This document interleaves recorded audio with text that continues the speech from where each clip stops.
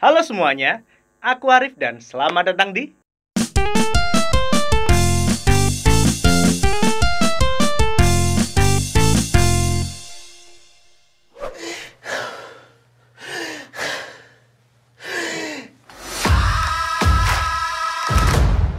video kali ini aku akan nge-review sebuah film yang dibintangi oleh Leonardo DiCaprio.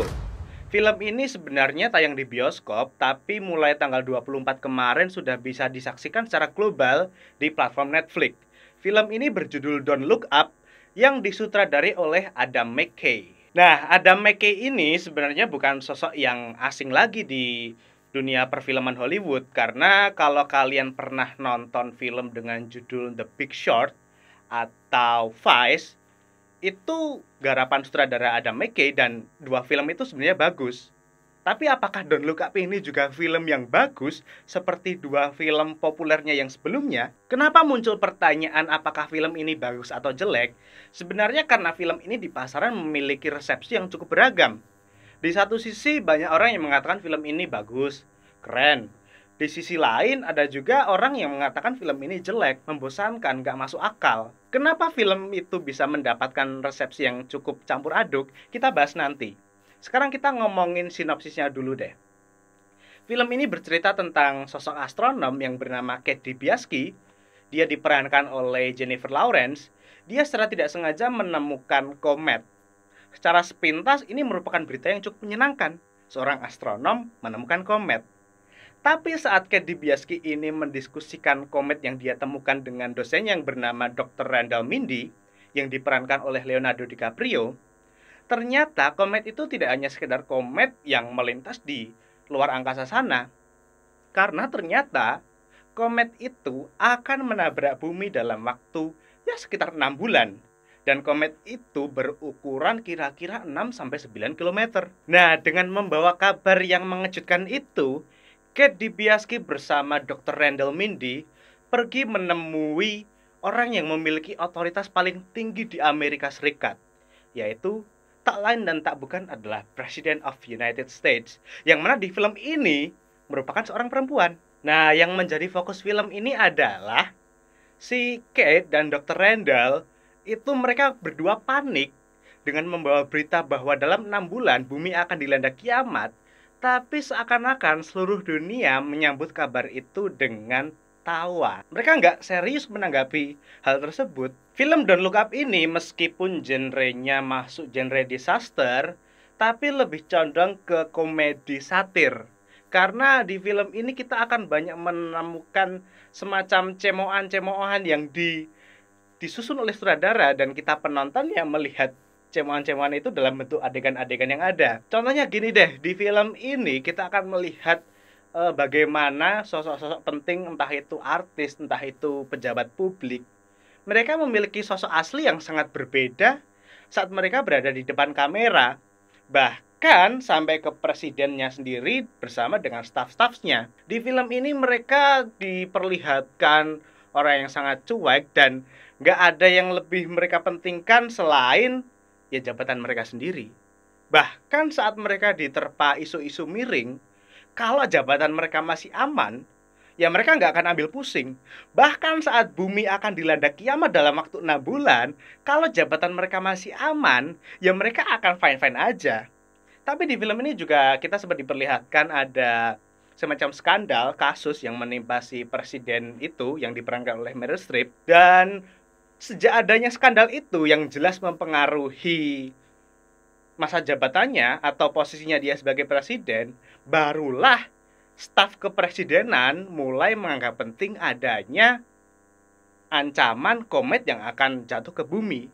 Tapi semua itu semata-mata untuk menjaga citranya sebagai presiden biar bisa dipilih kembali. Dan satir yang menurutku paling relate dengan real life atau kehidupan nyata adalah gambaran bahwa negara ini yang secara administratif harusnya dipimpin dan dikuasai presiden beserta stafnya, nyatanya justru dikuasai oleh orang-orang kaya atau pengusaha yang menjadi donatur atau penyokong dana terbesar bagi negara itu. Dan maksudku, misalkan si pengusaha itu memiliki keinginan yang mana mempengaruhi keamanan negara itu sendiri, peran presiden di situ nggak lebih dari sekedar kacung yang hanya sekedar mengiyakan keinginan si pengusaha itu. Misalkan kalau di Don't Look Up ini ya masalah terbesarnya jelas komet yang akan menabrak bumi. Padahal presiden sudah menyiapkan pesawat ulang-aling untuk menabrakkan diri ke komet itu agar komet itu ya sekedar membelok dari bumi.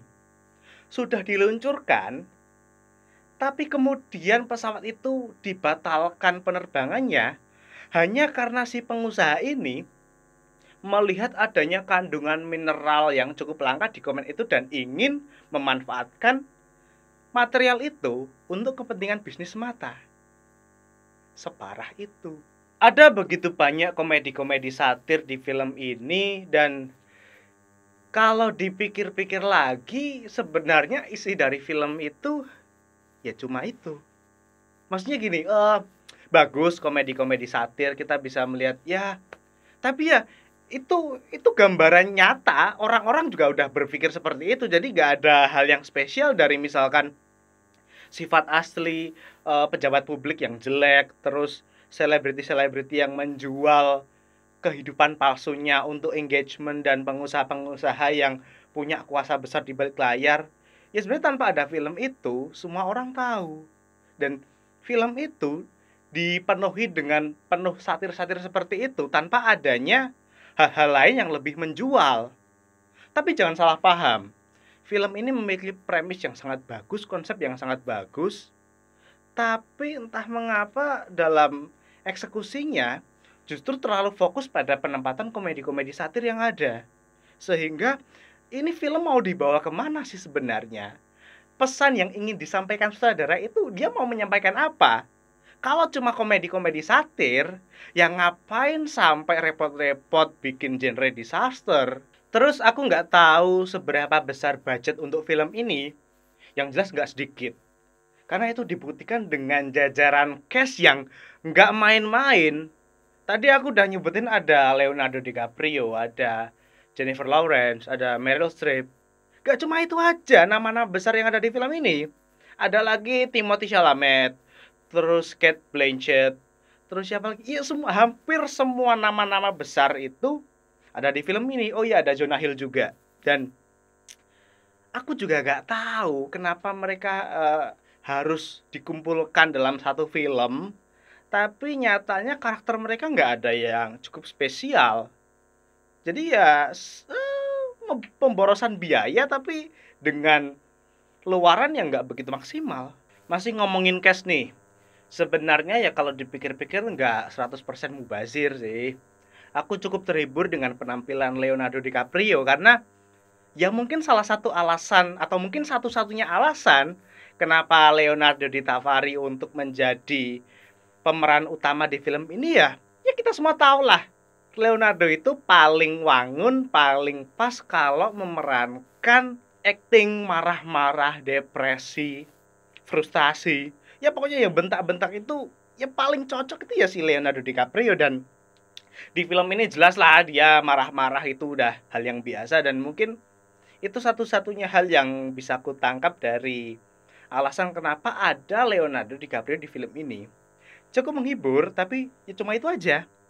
Terus ada penampilan cameo dari Ariana Grande, yang sebenarnya juga nggak penting-penting amat kenapa bisa sampai Ariana, tapi nggak jadi mumazir karena Ariana sempat nyanyi juga di film ini karena ada adegan konser. Karena di sini Ariana juga menjadi seorang penyanyi, terus dia nyanyi ya semacam kampanye untuk mendukung program penghancuran komet. Dan ya siapa sih yang nggak suka suaranya Ariana Grande? Jadi ya meskipun nggak begitu jelas karakternya seperti apa, tapi yang jelas itu ya suara bagusnya Ariana Grande. Sekali lagi aku mengatakan film ini sebenarnya memiliki konsep dan premis yang cukup bagus dan cukup promising atau menjanjikan. Bahkan dengan jajaran cast yang cukup spektakuler, harusnya film ini menjadi film yang cukup bagus. Dan apa ya, aku merasa ada begitu banyak kekurangan di film ini sehingga mengaburkan konsep yang bagus itu tadi, atau bahkan menghancurkan konsep itu sendiri. Selain kekurangan-kekurangan yang aku sebutkan tadi, ya masih banyak kekurangan lain. Misalkan film ini meskipun mengangkat tema disaster level global, tapi dari awal sampai akhir ya suasananya US sentris, atau semuanya hanya berkutat pada Amerika aja, padahal yang kita bicarakan adalah komet yang bisa memusnahkan seluruh umat manusia. Tapi seakan-akan yang panik atau yang berusaha sekuat tenaga untuk melakukan sesuatu cuma Amerika Serikat aja. Dan ditambah lagi yang paling bikin aku jengkel adalah credit scene. Karena kalau kita tiap kali kita nonton film-film tema disaster itu kan sebenarnya lebih, ya meskipun science fiction, tapi kan cenderung ke drama realis. Maksudnya film-film yang seakan-akan terjadi di dunia nyata. Tapi di film Don't Look Up ini kreditnya itu adalah orang-orang kaya yang termasuk pengusaha bajingan yang kusebutkan di awal tadi. Mereka dengan ya kumpulan sekitar 2000 orang, bahkan termasuk si presiden United States itu, naik pesawat untuk menghindari bencana yang ada di bumi. Mereka akhirnya menemukan planet baru yang hampir sama seperti bumi. Gini, pertama masalahnya adalah ini sudah berputar jauh dari tema film ini pada awalnya.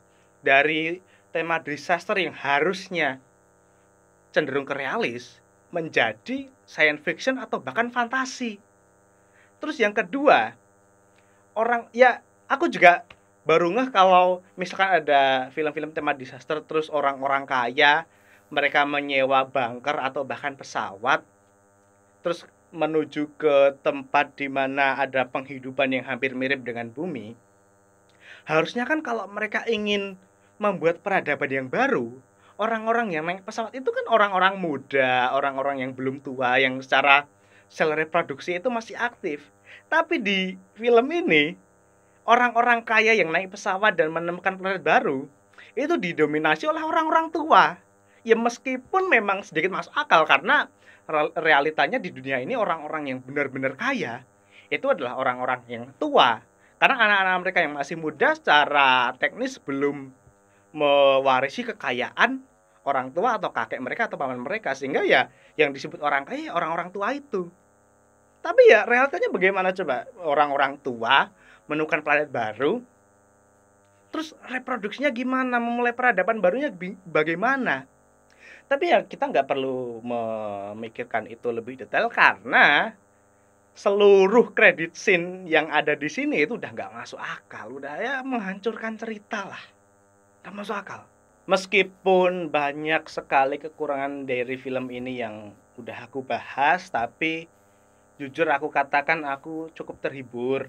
Meskipun ya kalau dipikirkan secara teknis, secara logika cerita banyak yang miss, tapi overall ini cukup menghibur. Jadi ya salah satu film yang kurekomendasikan untuk kalian yang ingin film-film disaster yang nggak begitu berat tapi cukup menghibur.